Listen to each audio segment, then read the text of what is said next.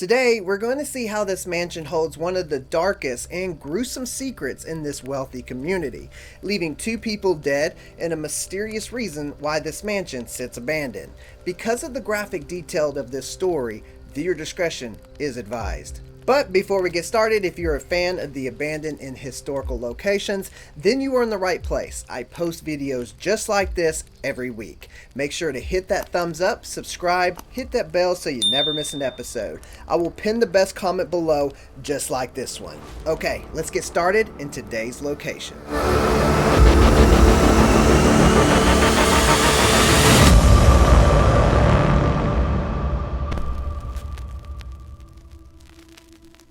I want to start off and say that this case is very detailed. I have shortened the story and history of this place and highlighted key moments that surrounds this mansion. If you want to know more after the video, I have left sources in the description below so that you can check those out. Okay, so to understand what happened, we need to first look into the home and the family who lived here. In Los Angeles, California lies a neighborhood that is home to movie stars, musicians, and Hollywood elites. And placed up on the hill in the neighborhood on the street of Glendower Place sits this three-story Spanish Revival style home. This home, being built in 1925, is over 5,000 square feet. It has 5 bedrooms and 4 bathrooms, and overall has a total of 12 rooms. Some of the features of this mansion would include a grand entry as you walk into the front door, having a staircase on the left, and it also has the classic step-down living room, which has a fireplace and big arch windows that would overlook the neighborhood and the city below. It has a formal dining room, a library room, a very large kitchen that would allow you to entertain a big group of people. The second floor has 4 master bedrooms. Yes, 4 master bedrooms along with 3 bathrooms.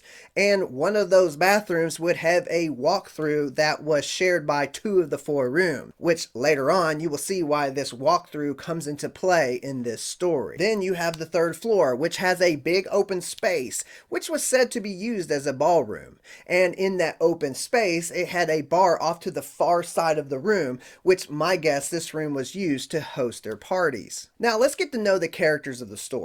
In 1909, Harold Pearson was born in New York. His family was part of the 13.5 million immigrants who came to America in the late 1800s to live the American dream. Harold would grow up in New York and go to medical school and become a doctor, which this was big news for the Pearson family, as his mother and father were so proud that their son became a doctor. Soon after finishing medical school, Harold would pack his bags and head to California. He would go on to be very successful and would live the American dream. Dr. Pearson would go on to marry Lillian Silver, who was another second-generation immigrant just like himself. They would have 3 children, Judy, Debbie, and Joel. In 1950, they would go on to search for their family's dream home in the hills of Los Angeles, California. And while looking in the Los Feliz neighborhood, they would find this beautiful home sitting up on the hill that was priced at $6,000, which is over $500,000 in today's dollars. They would move into this home and begin their family dream. Or, well, that's what they thought. There's a line of upsetting events that will be revealed at the end of the video that might be the cause of how the success-driven and heart-filled doctor and helper of the community took a violent turn to a dark, slippery path. Now, since we know a little bit about the mansion and the Pearson family who lived there, and before we learn more about the mansion today, let's back up and dive straight into the story and what happened on that dreadful night, leaving a dark and mysterious reminder that still lingers in this neighborhood today. The night before December 6, 1959, Lillian, Harold's wife, would eat a plate of green beans for dinner. Once she was done eating, she would head upstairs to their bedroom on the 2nd floor. Then she would change and get into her nightgown and then crawl into bed and went to sleep. Then later on, about 4:30 in the morning, Harold would stand on the side of the bed where Lillian, his wife, was sleeping, and he would stand there with a ball-peen hammer in his hand, looking down at Lillian's body.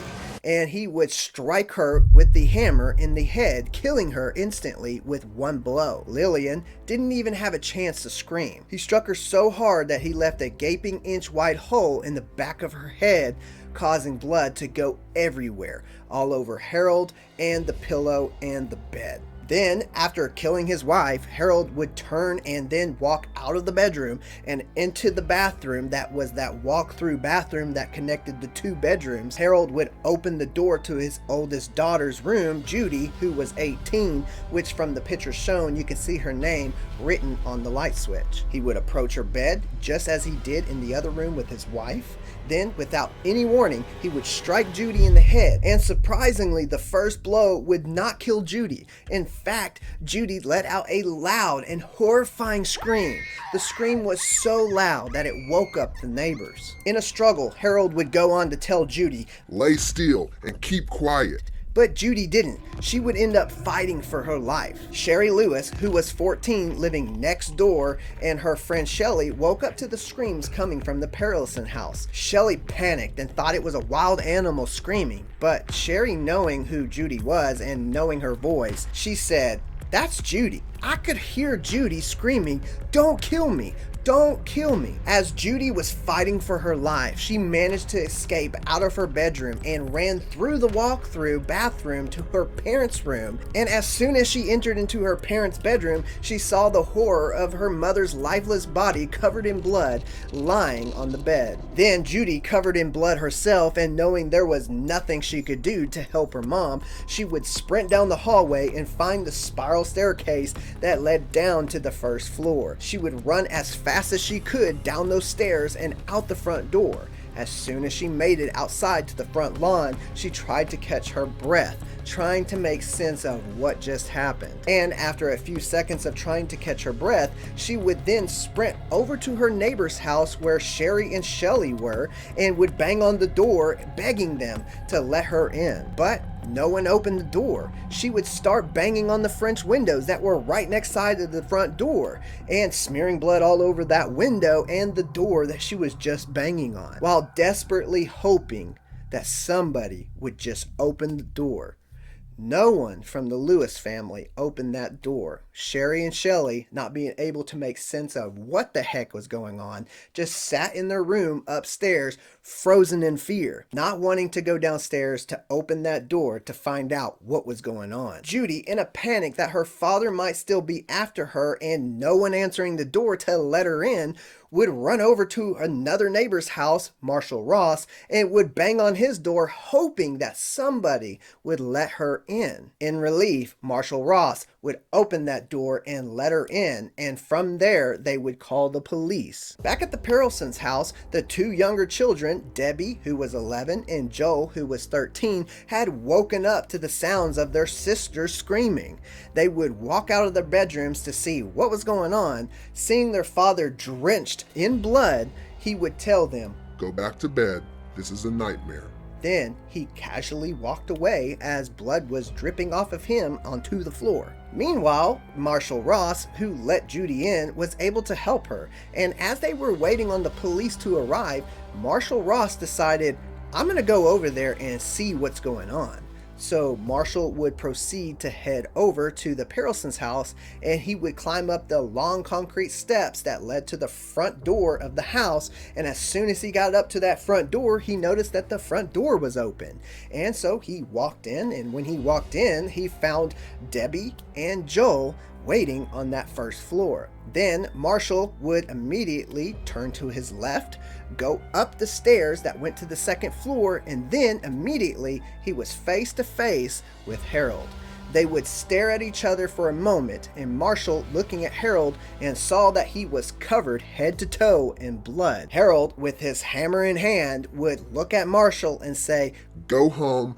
Don't bother me." Then Marshall would watch Harold walk away and head into a bathroom where Harold found the drawers where he kept his medicine at and pulled the drawers open while smearing blood everywhere. And he would pull out these boxes of pills that he had. He would open the lid and then grab two bottles from that box, which were Nimbutol and barbiturate, which Nimbutol is, if you didn't know, was a short-term drug that helped people with insomnia and was also used to help people fall asleep for surgery. And barbiturate is a depressant, which taking more than the recommended amount could lead to a coma or even death. which this drug was said to have killed the actress and singer Judy Garland in 1969. Harold would take the two drugs and break the capsules, turn the water on, and over the sink he would mix the two drugs and would take them, knowing this would kill him. Then, to be certain of his fate, he would take 30 small white pills believed to be codeine, then walked out of the bathroom and into Judy's room, where Harold would lie down on her bed and await his fate. Marshall Ross, seeing the whole thing unfold before his eyes, would wait there and watch him slowly pass away. It took about 15 minutes for the police to arrive when Marshall called them when Judy came into his house. When the police arrived, they would run up the long concrete staircase that led to the front of the house, run through the front door, up to the second floor to Judy's room, where they would find Harold the doctor lying on the floor with his head on a pillow that was covered by his own daughter's blood, and the hammer was still in his hand. He was barely breathing at this time, but he would die before the ambulance would arrive. Judy was taken and treated at a nearby hospital from a skull fracture. Debbie and Joel were untouched. Before we can see what could have been the motive to cause all this, let's dive back into the dark and mysterious history of this mansion.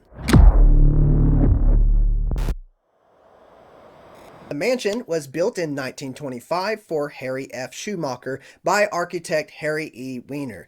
When Harry Schumacher died, the home was sold in 1932 to Friedrich Zelnick, who was a successful silent film producer and director in Germany, but fled to California due to Hitler's rise to power. Friedrich would produce and direct movies in California until his death in 1950, where the home would be sold to the Perelson family. After the gruesome murders of Gillian and the suicide of Harold in 1959, the home sat abandoned for a year, until the home was sold in a probate auction in 1960 to Emily and Julian Enriquez.